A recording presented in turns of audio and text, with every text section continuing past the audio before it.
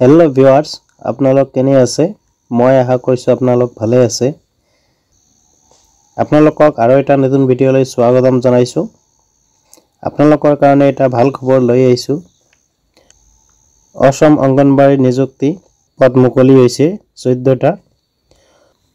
অঙ্গনবাড়ী কৰ্মী আৰু অঙ্গনবাড়ী সহায়িকাৰ পদ তো আহক বিশেষভাৱে চাওঁ মই এইটোৰ লিংক ভিডিঅ ডেসক্ৰিপচনত দি থম আপোনালোকে তাতে গৈ চাব পাৰিব ইয়াত 14টা পদ খালি আছে খালি হৈ থকা অঙ্গনবাড়ী কেন্দ্ৰৰ নাম খালি পদৰ নাম আৰু গাঁও পঞ্চায়ত প্ৰথমটো আটগাঁও চাপৰি অঙ্গনবাড়ী কৰ্মীৰ পদ খালি আছে গাঁও পঞ্চায়ত হল লহকৰ 2 নম্বৰ লহকৰ আয়নগাঁও অঙ্গনবাড়ী সহায়িকাৰ পদ খালি আছে গাঁও পঞ্চায়ত লহকৰ 3 নম্বৰত পশ্চিম লেংৰিয়াবাড়ী সমৰ মাস্টাৰ চুক ইয়াত অঙ্গনবাড়ী সহায়িকাৰ পদ খালি আছে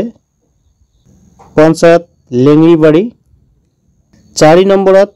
মধ্য চহকীয়া পাম আশৰাফুল চুবুৰীয়া অঙ্গনবাড়ী সহায়িকাৰ পদ খালি আছে গাঁও পঞ্চায়ত লেংৰিবাড়ী 5 নম্বৰত পানবাড়ী এ তাৰ চুবুৰী অঙ্গনবাড়ী সহায়িকাৰ পদ খালি আছে গাঁও পঞ্চায়ত বৰভেটি 6 নম্বৰত তাহেৰবাড়ী চুবুৰী অঙ্গনবাড়ী সহায়িকাৰ পদ খালি আছে গাঁও পঞ্চায়ত বৰভেটি 7 নম্বৰত পূব উলুবাড়ী এ গফুৰ চুক ইয়াত অঙ্গনবাড়ী সহায়িকাৰ পদ খালি আছে গাঁও পঞ্চায়ত উলুবাড়ী 8 নম্বৰ টেমি হেৰুৱা জানপাৰ ইয়াত অঙ্গনবাড়ী সহায়িকাৰ পদ খালি আছে গাঁও পঞ্চায়ত দাতিথালবাড়ী 9 নম্বৰ গায়নগাঁও নলগড় অঙ্গনবাড়ী সহায়িকাৰ পদ খালি আছে গাঁও পঞ্চায়ত নিজদিং 10 নম্বৰ পশ্চিম মোৱামাৰী লেতেৰিপাৰ অঙ্গনবাড়ী সহায়িকাৰ পদ খালি আছে গাঁও পঞ্চায়ত নিজদিং 11 নম্বৰত হুগলতলি প্ৰেসিডেন্ট চুবুৰী অঙ্গনবাড়ী সহায়িকাৰ পদ খালি আছে গাঁও পঞ্চায়ত নিজদিং 12 নম্বৰত দক্ষিণ পশ্চিম লালিপথাৰ অঙ্গনবাড়ী সহায়িকাৰ পদ খালি আছে গাঁও পঞ্চায়ত লালিপথাৰ 13 নম্বৰত শালমাৰাবাড়ী খালকাটা বিলপাৰ অঙ্গনবাড়ী সহায়িকাৰ পদ খালি আছে গাঁও পঞ্চায়ত ময়ৰাধস 14 নম্বৰত ময়ৰাধস উত্তৰ পশ্চিম চুক অঙ্গনবাড়ী সহায়িকাৰ পদ খালি আছে গাঁও পঞ্চায়ত ময়ৰাধস ইয়াৰ শৰ্তাৱলীসমূহ 1 নম্বৰ অঙ্গনবাড়ী কৰ্মী আৰু অঙ্গনবাড়ী সহায়িকাৰ পদ মহিলা প্ৰাৰ্থীসকল স্বেচ্ছামূলক সেৱা অঙ্গনবাড়ীলৈ ইচ্ছুক হ'ব লাগিব 2 নম্বৰ প্ৰাৰ্থীসকল নিৰ্ধাৰিত অঙ্গনবাড়ী কেন্দ্ৰৰ জৰীপ এলেকাৰ স্থায়ী বাসিন্দাৰ হ'ব লাগিব আৰু অঙ্গনবাড়ী কেন্দ্ৰৰ জৰীপ বহিত পঞ্জীয়নভুক্ত হৈ থাকিব লাগিব আবেদন প্ৰপত্ৰৰ লগত স্থানীয় গাঁও প্ৰধান অথবা বোৰ্ড মেম্বাৰৰ পৰা স্থায়ী বাসিন্দাৰ প্ৰমাণপত্ৰ দাঁতি দিব লাগিব কেন্দ্ৰ এলেকাৰ বাহিৰৰ প্ৰাৰ্থী আবেদন নাকচ কৰা হ'ব 3 নম্বৰত প্ৰাৰ্থী বয়স ইংৰাজী 5 জানুৱাৰী 2024 তাৰিখে ন্যূনতম 18 পৰা 44 বছৰৰ ভিতৰত হ'ব লাগিব 4 নম্বৰত অঙ্গনবাড়ী কৰ্মী পদৰ বাবে ন্যূনতম শিক্ষাগত অৰ্হতা উচ্চতৰ মাধ্যমিক পৰীক্ষাত উত্তীৰ্ণ হ'ব লাগিব নাইবা অসম চৰকাৰ স্বীকৃতিপ্ৰাপ্ত বোৰ্ডৰ পৰা সমপৰ্যায়ত পৰীক্ষাত উত্তীৰ্ণ হ'ব লাগিব যদি সেই এলেকাত উক্ত যোগ্যতা প্ৰাৰ্থী নাথাকে তেন্তে অসম চৰকাৰৰ অধীনৰ বোৰ্ডৰ পৰা হাই স্কুল শিক্ষান্ত পৰীক্ষা বা হাই মাদ্ৰাসা শিক্ষান্ত পৰীক্ষা উত্তীৰ্ণ প্ৰাৰ্থী আবেদন গ্ৰহণ কৰা হ'ব 5 নম্বৰ অঙ্গনবাড়ী সহায়িকাৰ পদৰ বাবে ন্যূনতম শিক্ষাগত অৰ্হতা হাই স্কুল শিক্ষান্ত পৰীক্ষাত উত্তীৰ্ণ হ'ব লাগিব বা হাই মাদ্ৰাসা শিক্ষান্ত পৰীক্ষাত উত্তীৰ্ণ হ'ব লাগিব। নাইবা অসম চৰকাৰৰ স্বীকৃতিপ্ৰাপ্ত বোৰ্ডৰ পৰা সমপৰ্যায়ৰ পৰীক্ষাত উত্তীৰ্ণ হ'ব লাগিব। যদি সেই এলেকাত উক্ত যোগ্যতা সম্পন্ন প্ৰাৰ্থী নাথাকে তেন্তে ন্যূনতম শিক্ষাগত অৰ্হতা নৱম শ্ৰেণী উত্তীৰ্ণ আবেদন গ্ৰহণ কৰা হ'ব। এনে নৱম শ্ৰেণী শিক্ষাগত অৰ্হতা প্ৰমাণপত্ৰসমূহ সংশ্লিষ্ট বিদ্যালয়সমূহৰ পৰিদৰ্শকৰ পৰা পুতি স্বাক্ষৰিত কৰা হ'ব লাগিব। অংগনবাদী আৰু সহায়িকা পদৰ প্ৰাৰ্থী সকল শিক্ষাগত অৰ্হতা অনুযায়ী উত্তীৰ্ণ হোৱা পৰীক্ষাৰ নম্বৰ তালিকা মাৰ্কশ্বিট নকল কপি আবেদন প্ৰপত্ৰৰ লগত গাঁঠি দিব লাগিব। 6 নম্বৰ, যদি প্ৰাৰ্থীসকলে কৃষ্ণকান্ত সন্দিকৈ ৰাজ্যিক মুক্ত বিশ্ববিদ্যালয়ৰ দ্বাৰা দিয়া BPP প্ৰমাণপত্ৰ দাখিল কৰে তেন্তে তেওঁলোকক হাইস্কুল শিক্ষান্ত পৰীক্ষা মাদ্ৰাসা শিক্ষান্ত পৰীক্ষাৰ সমপৰ্যায়ত উত্তীৰ্ণ বুলি ধৰা নহ'ব। 7 নম্বৰ, অংগনবাদী কৰ্মীৰ প্ৰাৰ্থীসকলে শিশুসকলক প্ৰাক স্কুলীয়া আনুষ্ঠানিক শিক্ষা দিয়াৰ উপৰি বিভিন্ন খেলা-ধূলা, শাৰীৰিক ব্যায়াম, নাচ গান শিকাব পৰা হ'ব লাগিব আৰু আঁচনিখনৰ উদ্দেশ্যে সবল কৰিব পৰাকৈ প্ৰতিদিনে কেন্দ্ৰ এলেকাত গৃহ পৰিদৰ্শন কৰিব পৰা হ'ব লাগিব। শিশু আৰু মাতৃসকলৰ মনোযোগ আকৰ্ষণ কৰিব পৰাকৈ গীত মাত নাচ গান আবৃত্তি নাটক সাধুকথা পুতলা বনোৱা চিলাইৰ প্ৰতি আগ্ৰহী থাকিব লাগিব।